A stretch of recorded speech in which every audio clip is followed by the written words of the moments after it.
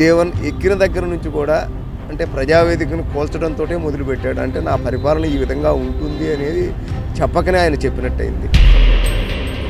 మమ్మల్ని నమ్ము ఒకసారి చూద్దాం, మమ్మల్ని నమ్ము ఒకసారి చూద్దాం అని పూర్తిగా నెట్టాడు, ముంచేశాడు. ఇంకా పూర్తిగా వెళ్తే ప్రజలను ఏం చేస్తాడో వాళ్ళకి తెలియాలి. అది ఈ జనాలు ఏంటంటే పిచ్చి జనాలు, రూపాయి ఇస్తున్నారు కదా అని రూపాయి తీసుకుంటున్నారు, కానీ 5 రూపాయలు మన దగ్గర లాక్కుంటున్నాడని తెలియట్లేదు. ఆయన జగన్ గారికి ఓట్లు వేయడమే చేసిన తప్పు. మేము అందరికన్నా అండర్ గ్రౌండ్ లెవెల్లో పనిచేసిన మాకు ఏ గవర్నమెంట్ కూడా గుర్తించట్లేదు. పవన్ కళ్యాణ్ గారు అంటే దేని గురించి చేస్తున్నారు? ఆయన డబ్బులు కాదు, సొంత డబ్బులు ఖర్చు పెట్టి చేస్తున్నారు, కానీ ఈయనలాగంతా చేయలేదు కదండి. రాష్ట్రం అయితే ఒక 20 సంవత్సరాలు వెనక్కి వెళ్ళిపోయింది. ఎందుకు ఈయన అభివృద్ధి మీద దృష్టి సారించట్లేదంట? ఇంకా ఆయనకు మాత్రమే తెలియాలి. రాష్ట్రం అయితే కోలుకోలేనంతగా వెనక్కి వెళ్ళిపోయిన మాట వాస్తవం కదా. ఆయన్నే మనం అడగాలి. నేనేమంటానంటే అభివృద్ధి మీద దృష్టి పెట్టాలయ్యా. ఉచితాల మీద మాత్రం ఖచ్చితంగా దృష్టి తగ్గించాలని అవసరం ఉంది. ఓల్డేజ్ పెన్షన్స్ అటువంటి అవసరం వయసు అయిపోయినటువంటి వాళ్ళకి, అంతేగాని మిగతా రకరకాల నేస్తాలు గేస్తాలు ఇటువంటివి మాత్రం అవసరం లేదయ్యా. సంక్షేమ పథకాలతో ఓట్లు కొంటున్నాడు తప్ప 4 కంపెనీలు తీసుకొద్దాం, అభివృద్ధి చేద్దాం అనే భావన లేదంటారు. ఎందుకు? ఖచ్చితంగా లేదయ్యా. అంటే ఆయన అధికారం, ఆయనకి ఇచ్చినటువంటి అద్భుతమైన అవకాశం ఈ దేశంలో ఏ నాయకుడికి రాలేదయ్యా. 151 మంది ఎమ్మెల్యేలతోటి మామూలుగా అద్భుతమైన ప్రభుత్వాన్ని ఏర్పాటు చేసుకున్నాడు.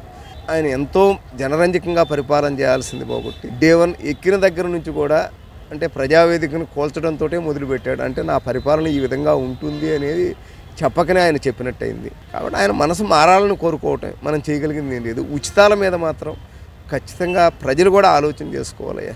ప్రజలు కూడా ముందు ఆలోచన చేసుకోవాలి. అంటే ఉచితాలు ప్రకటిస్తేనే ఓట్లు వేసుకుంటా పోతే ఖచ్చితంగా నాయకులు నేను తప్పట్టడం లేదయ్యా. జగన్మోహన్ రెడ్డి గారిని కూడా నేను 100% తప్పట్టట్లే. 100% ఓటర్ అనేటటువంటి వ్యక్తే దుర్మార్గుడయ్యా.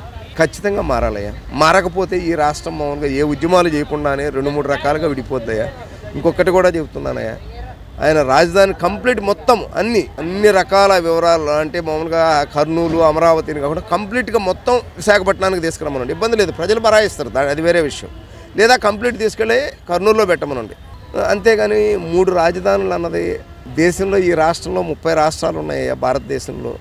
అంటే 80 మంది లోక్సభ సభ్యులను పంపించేటటువంటి ఉత్తరప్రదేశ్ కూడా ఒకటే రాజధాని ఉందయ్యా. 3 రాజధానులు అయితే లేదు. అది ఆయన ఆలోచన చేసుకోవాలి. ఆయన మంత్రివర్గ సహచరులు వాళ్ళు ఆలోచన చేసుకోవాలి. మన ఆయన విజ్ఞతకు వదిలేయటమేనయ్యా. మంచి పద్ధత చెడు పద్ధత అని మీరు అడగటం నేను చెప్పడం కాదు. ఆయన మనస్సాక్షికి వదిలేయటమే. ఆయన అభివృద్ధి చేశానా, నేను విధ్వంసం చేశానా అన్నది ఆయన మనస్సాక్షికి ఆయన మీద వదిలేయటమే, అంతే. అంతకు మించి మనం ఏం చేయలేదు. ఆ దారుణం ఎంత అంటే అయినోళ్ళకేమో ఆకుల్లో, కానోళ్ళకి ఎలా ఉంటుందో తెలుస్తూనే ఉంది. వాళ్ళని అభివృద్ధి చేసుకోవడానికే ఈ రాజకీయాలని, నేను మనల్ని అభివృద్ధి చేయడానికి కాదు. అవి వాళ్ళు ఎంత నాశనం చేస్తున్నారో, ఇంకా ఎంత నాశనం చేయాలనుకుంటున్నారో అని ప్లాన్ మీదే చేస్తున్నారు. మనం చేయాలనుకుంది వాళ్ళకి చేసి చూపించాలి, అంతే.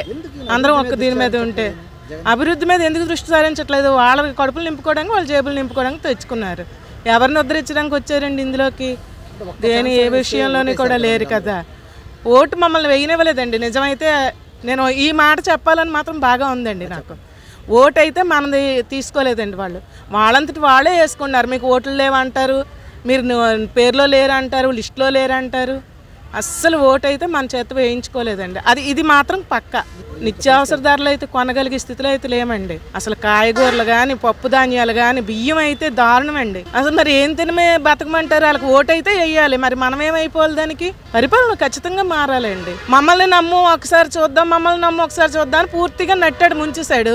ఇంకా పూర్తిగా వెళ్తే ప్రజలను ఏం చేస్తాడో వాళ్ళకి తెలియాలి. అది వస్తే ఎలాగుంటుంది ఇంక తెలిసిందే. ఈ ప్రజలు మంచివాళ్ళు అయితే తిరగబట్టుతనం నేర్చుకోవాలండి. ఇదిగో ఇలా నాలాగా వెళ్ళిపోదాం, వెనక్కి అని తప్పించుకుని వెళ్ళిపోదాం అంటే మాత్రం కష్టమే. జీవితం అంటే ఏంటో ఇప్పటికైనా తెలుసుకోవాలి మన ప్రజలు. జీవితం అంటే అది మన ఇల్లు చక్కదిద్దుకోవడం ఒకటే కాదండి, అందరినీ కూడా చక్కదిద్దుకోవాలి. నేను ఉన్నాను అనేది ఏంటంటే మిమ్మల్ని మాపడానికే నేను ఉన్నాను, ఒకసారి మీరు మమ్మల్ని నమ్మండి, పూర్తిగా మిమ్మల్ని ముంచపోతే అడగండి అని చేసాడు అనమాట. పూర్తిగా అయితే అదే సత్యం. చాలా తక్కువే అని చెప్పుకోవాలి. నిరుద్యోగులు ఎక్కువ ఉన్నారు. మెయిన్గా లాభపడిన వాళ్ళు అయితే ఎవరైనా ఉన్నారు అంటే వాళ్ళు వాలంటీర్లే లాభపడ్డారు. అండ్ ఆటో మెంబర్స్కి కూడా ఎక్కువ డబ్బులు ఇవ్వలేదని అంటున్నారు బయట చాలామంది. మార్పు కోరుకోవాలి. సరైన కంపెనీలు లేదు, అభివృద్ధి లేదు, నిరుద్యోగులు ఎక్కువైపోతున్నారు రోజు రోజుకి. చిన్న వాలంటీర్ జాబ్ ఆశ చూపించి చాలామంది యువతల్ని ముందుకు వెళ్ళలేకుండా చేసేసారని నాకు అనిపిస్తుంది. ఎందుకంటే వాళ్ళ వాలంటీర్ జాబ్ పట్టుకొని అలా ఉండిపోయారు, వేరే ఇంకా దేనికి ట్రై చేయడానికి వాళ్ళకి లేకుండా అయిపోయింది. సో నిరుద్యోగుల్ని జగన్ గారే తయారు చేస్తున్నారేమో అనిపిస్తుంది. ఇక్కడ చూసినా గుంతలు, వర్షం పడితే నడవలేకపోతున్నాం, నీటి సదుపాయం కూడా బాగోట్లేదండి, అసలు ఏమీ బాగోట్లేదు. ఇంకా మారాలి యాక్చువల్లీ నిజం చెప్పాలంటే. అతనికి ఒక మంచి అవకాశం ఇచ్చినందుకు చాలా నిరూపించుకోవాలి, కానీ అతను నిరూపించుకోలేక లేదండి. 100% సద్వినియోగం చేసుకోలేదు. అండ్ వెయ్యరు కూడా. ఇంకా అతను అభివృద్ధి కంటే డబ్బుల మీద ఎక్కువ ఇంట్రెస్ట్ చూపించారు. ఈ జనాలు ఏంటంటే పిచ్చి జనాలు, రూపాయి ఇస్తున్నారు కదా అని రూపాయి తీసుకుంటున్నారు, కానీ 5 రూపాయలు మన దగ్గర లాక్కుంటున్నాడని తెలియట్లేదు. పరిపాలన మారాలి, కొత్త వాళ్ళలోకి చెయ్యి రావాలి. 100% రారండి, ఎందుకంటే వచ్చే అవకాశం లేదు. లేదండి, ఇవ్వరు జనాలు, ఆ సీట్ అతనికి ఇవ్వరు, ఆ చెయ్యి అతనికి ఇవ్వరు మ్యాక్సిమం. నాకు తెలిసి అయితే కొంచెం బ్యాలెన్స్డ్గా ఆలోచించే జనసేన పార్టీ వస్తే బాగుంటుందేమో అనుకుంటున్నాను. ఒక పక్కన చూస్తే చంద్రబాబు నాయుడు గారు చాలా ఎక్స్పీరియన్స్డ్ క్యాండిడేట్, చాలా పెద్ద వ్యక్తి. అండ్ జనసేన పార్టీ గురించి చూస్తే అతను కూడా ఒక స్టెబుల్ మైండ్తో ఉంటారు. ఒక మాట ఇచ్చారంటే ఖచ్చితంగా అది 100% నిలుపుకునే వ్యక్తి. వాళ్ళిద్దరూ కలిస్తే కొంతైనా మార్పు చెందుతుందేమో, అభివృద్ధి వస్తుందేమో అని ఆశిస్తున్నాం జనాన్ని. అడ్మినిస్ట్రేషన్ తెలియదు ఆయనకి. జనాలకు సంక్షేమ పథకాలు ఇచ్చేస్తామని ఏదో బటన్ నొక్కేస్తున్నారు, కానీ అది కాదు కావాల్సింది. డెవలప్మెంట్ ప్రాజెక్ట్స్ కానీ కంపెనీస్ కానీ, ఈ డెవలప్మెంట్ ఉంటే ఒక కంపెనీ స్టార్ట్ అయిందంటే అందులో కొన్ని మందికి ఉద్యోగాలు వస్తాయి. ఆ కంపెనీని ఆనుకొని చుట్టుపక్కల ఒక కిళ్ళి కొట్టు, హోటల్, ఒక పాన్ షాపు ఇలాగా ఏర్పడతాయి. అందులో కూడా కొన్ని మందికి కూలీ దొరుకుతుంది, ఉపాధి దొరుకుతుంది. ఇన్ఫ్రాస్ట్రక్చర్ దీనివలన కవర్ అవుతుంది. ఏముంది సార్, నేను అలాగే అనుకుంటాను వచ్చేస్తానని. ఎంప్లాయీస్ వేయరు. లాస్ట్ టైం అంటే సింపతీ వేవ్. ఇప్పుడు 10 సంవత్సరాలు ఆయన చూసాం కదా, ఒకసారి ఈయన చూద్దాం, యంగ్ స్టార్ కదా అని చెప్పేసి అందరూ అనుకుంటారు. కానీ అంత వచ్చిన గోల్డెన్ ఆపర్చునిటీని ఇంకొక 20-30 సంవత్సరాలు నిలబెట్టుకుంటాను అన్న ఆయన, కానీ అది నిలబెట్టుకోలేకపోయారు. అంటే వెనకాతలున్న సలహాలు ఇచ్చిన వాళ్ళు సరైన వాళ్ళు లేరు. పరిపాలన అంటే రేట్లన్నీ దారుణంగా పెంచేశాడండి, చాలా దారుణంగా ఉందన్నమాట పరిపాలన. ఆయన జగన్ గారికి ఓట్లు వేయడమే చేసిన తప్పు. ఓట్ల పరిస్థితి అయితే చాలా దారుణంగా ఉంది. దాని బదులు జనసేనకు ఓటేస్తే చాలా మంచిది అనిపిస్తుంది అనమాట. ఇప్పుడు నిత్యావసర ధరలు అంటే నూనె రేట్ అవని, పప్పుల రేట్ అవని చాలా దారుణంగా పెంచేసాడని. మళ్ళీ ఈయన వచ్చే అవకాశం ఉందంటారా? జగన్ వచ్చే అవకాశం అయితే అస్సలు లేదండి, 1% కూడా లేదండి. మళ్ళీ నేనే వచ్చేస్తాను అంటున్నాడు కదా, వస్తే ఎలా ఉంటుంది? మళ్ళీ ఆయనే వస్తే ఇంక మేము అంటే రోడ్లు పట్టుకొని తిరగాలన్నమాట. జాబులు చేసిన వాళ్ళందరూ మానేసి రోడ్లు పట్టుకొని తిరగాలి, అంత దారుణంగా ఉంది పరిస్థితి. పవన్ కళ్యాణ్, చంద్రబాబు కలిసి పోటీ చేద్దాం బాగుంటుంది అంటారు. అదైతే బాగానే ఉండండి, కొత్త వాళ్ళకి కూడా అవకాశం ఇవ్వాలి కదండి. ఇప్పుడు పవన్ కళ్యాణ్ గారు అంటే దేని గురించి చేస్తున్నారు? ఆయన డబ్బులు కాదు, సొంత డబ్బులు ఖర్చు పెట్టి చేస్తున్నారు, కానీ ఈయనలాగంతా చేయలేదు కదండి. మా సంస్థలు అయితే గత ప్రభుత్వంలో మాకు అన్యాయం జరిగింది. పారిశుద్ధ కార్మికులు, జీవీఎంసీ విశాఖపట్నంలో ఇప్పుడు నేటికి 20 సంవత్సరాలు బట్టి మేము చేస్తున్నాము. ఇప్పుడు ఏ గవర్నమెంట్ వచ్చినా మాకు ఏది కూడా అన్యాయం చేస్తూ ఉంది.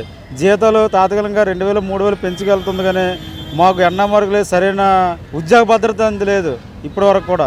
ఈ జగన్ గవర్నమెంట్ వచ్చిన తర్వాత మాకు పర్మనెంట్ చేస్తుంది అనుకుని గతంలో పాదయాత్రలో ఒప్పందాలు యూనియన్లతో, సిఐటి యూనియన్లతో ఒప్పందాలు అయింది, పారిశుద్ధ కార్మికులు కలడం అయింది, వాళ్ళ సమస్యలన్నీ పరిష్కారం చేస్తామని చెప్పారు జగన్మోహన్ రెడ్డి గారు పాదయాత్రలో. కానీ మా సమస్యలన్నీ పక్కన పెట్టేసి ఏదో తాత్కాలికంగా 2000, 3000 పెంచడం జరుగుతుంది, పక్కన పెట్టేస్తుంటారు. జీఎంస్ కార్మికులమే మేము అందరికన్నా అండర్ గ్రౌండ్ లెవెల్లో పనిచేసిన వాళ్ళు, మాకు ఏ గవర్నమెంట్ కూడా గుర్తించట్లేదు. మాకు ఇంకేమీ కాదు, మాకు జగన్మోహన్ రెడ్డి ఇచ్చిన హామీలన్నీ కూడా మాకు పారిశుద్ధ కార్మికులమే జీవన్స్లో పనిచేస్తున్నాం కాబట్టి మాకు సరైన న్యాయం జరగాలి. సుప్రీంకోర్టు ప్రకారంగా సమాన పని సమాన వేతనాలు ఇవ్వాలి, మా పర్మిట్ చేయాలనుకొని ఇప్పుడు స్ట్రైక్ చేస్తున్నాం. ఈ సందర్భంగా